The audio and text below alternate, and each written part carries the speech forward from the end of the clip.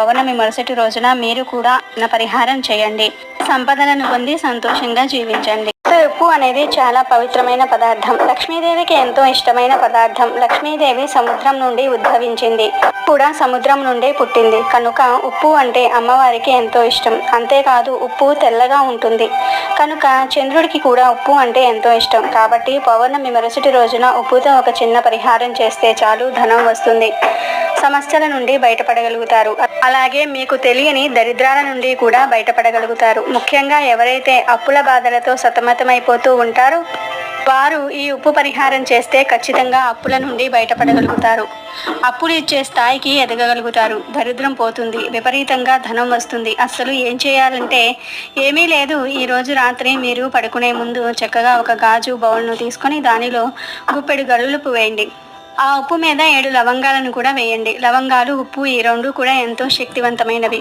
మన దరిద్రాన్ని తొలగించే శక్తి వీటికి ఉంది కనుక ముందు గాజు బౌల్లో ఉప్పు వేయండి. ఆ ఉప్పు మీద 7 లవంగాలు కూడా వేయండి. ఆ పైన చిటికెడు ఉప్పును, చిటికెడు కుంకుమను కూడా వేయండి. ఆ పైన చిటికెడు కర్పూరం పొడిని కూడా వేయండి. ఆ తర్వాత ఈ ఉప్పు బౌల్ను డైరెక్ట్గా తీసుకొని వెళ్ళి మీ ఇంట్లోని దేవుడి గదిలో ఈశాన్యం మూలల్లో పెట్టండి.